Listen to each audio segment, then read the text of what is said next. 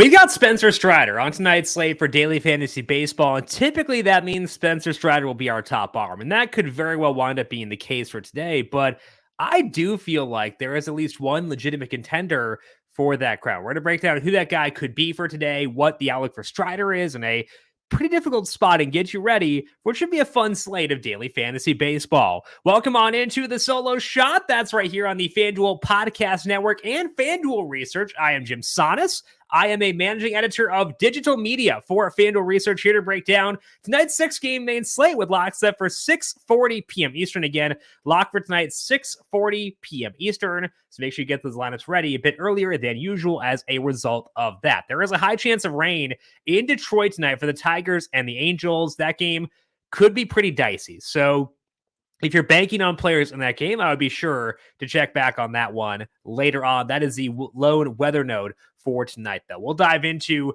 the pitching preview, the contender for Strider's crown, and much more here in just 1 second. But first, a reminder to make sure you're subscribed to the Number Fire Daily Fantasy Podcast feed wherever you get your podcasts. If you like what you hear, leave us a 5-star rating on Apple Podcasts or Spotify. Our PGA DFS preview of the 3M Open is now up over on the Number Fire Daily Fantasy Podcast feed. Get that wherever you get your podcasts to get ready for this week's event up in Minnesota.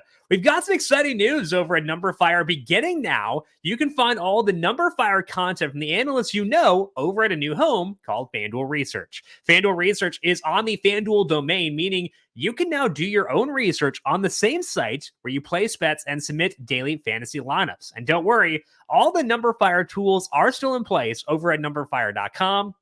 So your daily process can remain the same for right now. As a thank you for all your years of loyalty, we'll be running free rolls over on FanDuel Research now through the end of NFL season. To check out this week's free play for the Women's World Cup for the U.S. and Netherlands, go to FanDuel.com/research and click on the Welcome to FanDuel Research article on FanDuel Research. And there you'll find a link for that contest along with a helper for it written by Brandon Gadula.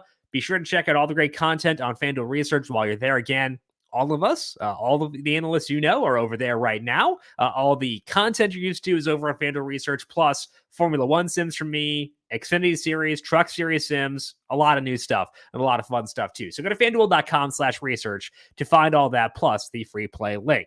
Pitching preview for this Wednesday main slate. Spencer Strider, of course, comes in with the highest salary on FanDuel. His salary is $11,200, followed by Framber Valdez at 10.3. We got Marcus Stroman checking in at 9.6, facing off with Lance Lynn, who is 94. Brian Bayo is 92, with Michael Lorenzen and Patrick Sandoval as the others at $8,000 or higher.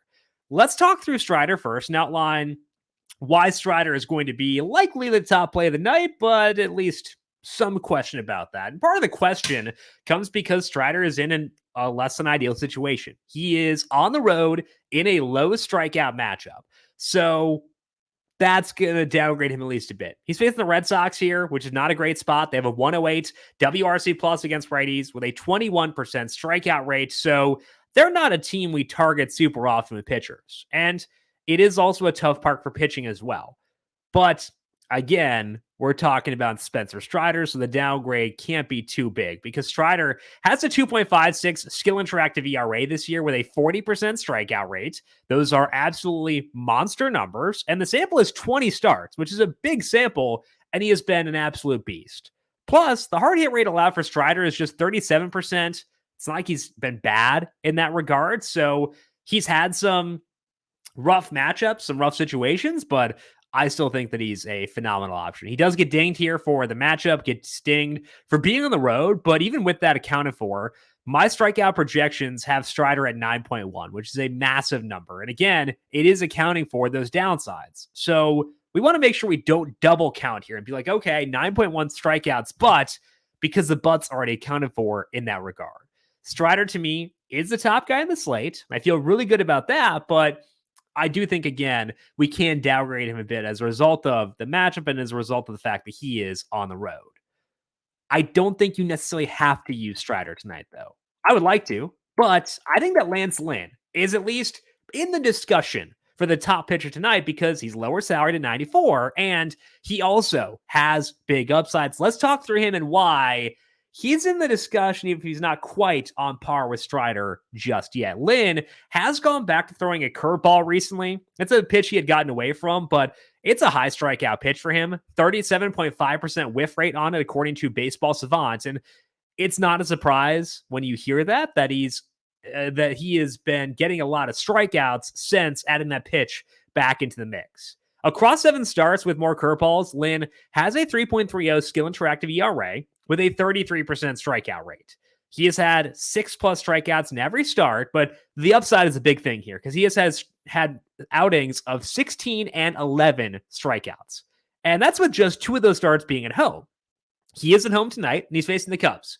They have a 1-3 WRC plus against righties, so about average there, but also a 24% strikeout rate, which is a bit above average. So that helps upside for Lynn. So no, Lance Lynn is not as good as Spencer Strider, but he is at home. He is in a higher strikeout matchup, and his salary is $9,400. So Lynn is a good option, and he's good enough where I'm not fully committed to Strider, which is a big deviation for me. Typically, I'll just use him, plug him in, figure out the rest later. But to me, I think it's actually a discussion of whether you want to go Lance Lynn or Strider for tonight. For me, I go Strider by a hair, but Lance Lynn in that same tier and a guy I want to make sure is in my player pool if I'm multi-entering on FanDuel for tonight. Among the value plays, the only guy I feel even kind of good about is Carlos Rodon. Now, he's looked rough since he came off the IL, so I would understand if you want to skip through the section and not deal with it. But I do think Rodon is better than the results indicate. So let's start here with the bad, and then we'll talk about why I'm in on him for tonight. The ERA for Rodon is 7.36. His strikeout rate is 17% with a 14% walk rate. Woof, woof, and woof. And it leads to an expected ERA of 5.78. That's not something we want to get into for pitching. Maybe for stacking against, sure, we'll deal with that. We'll happily take it, but not for pitching. But Rodon does have a 12.7% swinging strike rate. It's not what it was last year, but it's much better than what you'd think when you look at his strikeout rate and his walk rate. The hard hit rate allowed for Rodon is not outrageous. And he's had some tough spots. He had 2 games against teams that are pretty good against lefties. One of those is at Coors Field as well. He's throwing his slider plenty, which means he's got faith in that pitch. His velo is down a bit from last year, especially last time out, but it's not terrible. So what I'm saying is he's not what he was last year, but I don't think he's broken. Not as broken as he has looked thus far. The salary for Rodon is $7,600. He is facing the Mets here, who have a 96 WRC plus against lefties. They don't strike out a whole bunch, but I still think that Rodon does enough to be viable. I'd rather spend up because I feel a lot better about Strider and Lynn, but if I am spending down, it would be on someone like Rodon, who at least has a path to getting you a lot of strikeouts, and that path is getting back to what he did last year, but also living up to the underlying data with the velo, the pitch mix, and the swing and strike rate, all saying he's close enough to what he was last year. So, top 3 pitchers for tonight, Spencer Strider and Lance Lynn, followed by Carlos Rodon as a top value play. Let's go now to stacks and talk about the Astros facing Andrew Heaney tonight. Heaney has made some gains at times this year, trying to counteract the hard contact, but the batted ball data is still really bad, and the Astros can still hit lefties, so I think they're a good option for tonight. Heaney has gone back to his slider recently. It's a 9-start sample doing that while throwing fewer changeups. And Heaney's SIERA in that time is 4.58, which is not terrible, but he's letting up a 45% hard hit rate with a 46% fly ball rate. Those are rough numbers we can stack against for sure. The Astros have a 108 WRC plus against lefties. They hit a lot of fly balls, and even some rougher teams have gotten to Heaney in this span. He let up 7 earned runs to the Nationals, though they're not bad against lefties. Let up 6 earned to the Tigers, and the Astros a better team than both of those. So I think even with Heaney having some good starts, the Astros have to be our top stack of the night. So the Astros, to me, are going to be number 1. Yordan Alvarez still not back yet. He could be back for tonight, but another lefty on this team crushes lefties, and that's Kyle Tucker. Tucker, 134 plate appearances against lefties this year. His ISO is 235, which is a very good number, with a 41% fly ball rate. He has 6 stolen bases as well. And this is not new because Tucker has hit lefties well his entire career. So I think just a good reminder that we should not downgrade Kyle Tucker against lefties. In fact, maybe upgrade him because people may be more skeptical of him with a lefty on lefty matchup, but he is a phenomenal DFS play, phenomenal hitter across the board. So Kyle Tucker definitely got to focus on. Hopefully they do get Alvarez back tonight too, because that would boost this entire lineup. Number 2 stack, let's talk about the Yankees facing Jose Quintana. As we discussed, the Yankees much better against lefties than righties, and Quintana is a lefty. And Quintana did look solid in his debut, but I think the Yankees are worth looking into here. The park does help a lot. It makes balls in play a lot more dangerous, and Quintana will let up those. Going back to last year, he's made 13 starts with more sinkers and fewer changeups. And his strikeout rate in that time is 19%, which is not ideal in general. But it's tougher when it's at Yankee Stadium against a good offense. And the Yankees offense, at least against lefties, is good. They're awful against righties. But against lefties, 111 WRC plus in the current active roster, 190 ISO, which ranks third on this slate. So if this were in a less advantageous park, I might not do this. But we do get a lot of dingers at Yankee Stadium. So the Yankees are solid here, and I don't mind giving them a swing despite how bad that offense has looked at a lot of times this year. Giancarlo Stanton, obviously, surging back up a bit as we discussed, but Harrison Bader also looking really good. His ISO overall is 175. It's better against lefties, but it's in a super small sample. His fly ball rate is 48%. That's the highest number of his career. And that's a good strategy here. If you're Yankee Stadium, might as well put it in the air and see what happens. So Bader, to me, against the lefty, key part of a stack. And the Yankees in general, just pretty easy to stack because their salaries are so low. No one wants to use them against righties, nor should they. But it does drive down their salary, even though they have been better at times recently. Stanton's salary is $3,000. Gleyber Torres, $3,000 as well. Harrison Bader, $3,900 or $2,900. So they're pretty easy to stack, and I do feel good about the Yankees for tonight.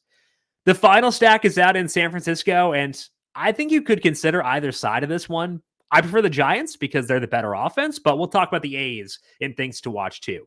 The Giants are facing Hogan Harris, who has not been awful by any means, but he has struggled so far in the big leagues. He has thrown 53 innings with a 6.11 ERA. He's been trying to curb that by throwing more changeups his past 7 outings. And it has led to some strikeouts, which is good, but he's also letting up a 40% hard hit rate with a 47% fly ball rate. Some of that did come against quality teams, which is fair, but 5 of those 7 were at home, and that should be a good spot for pitchers, but he's still struggled. And that's reassuring for tonight because, again, they're in San Francisco. It's only 61 degrees there, which is way down from what we got at the other parks for tonight. And it does hurt offense quite a bit, but I think that after accounting for that and the matchup, et cetera, I do still think the Giants deserve to be within our top 3 stacks for tonight. We have not seen Luis Matos really click so far in the big leagues. He has an 074 ISO across 118 plate appearances, but he did it for power in AAA, and the plate discipline numbers are elite thus far. So it's not like he's overmatched. He's seeing the ball well, just not hitting for power yet. And his expected WOBA is 46 points higher than his actual WOBA. So I think that Matos will have some big games eventually, and I don't mind buying into him before that happens because I think that we've seen enough in the data, both between AAA and the majors, to say he's at least got something going on here, and we can buy into it. Might not be a huge outing yet, but I think that's within his range of outcomes. So Matos, a guy I'm willing to go to for tonight MLB DFS, especially because he does save you a lot of salary at $2,500. I'm actually trying to look it up here right now. Yeah, $2,500. If you want to get to Strider, Matos can make that a lot easier. Things to watch on this slate. Framber Valdez, obviously tremendous pitcher. I think we should be willing to consider him above Lance Lynn, but his matchup stinks, and he's in a funk right now.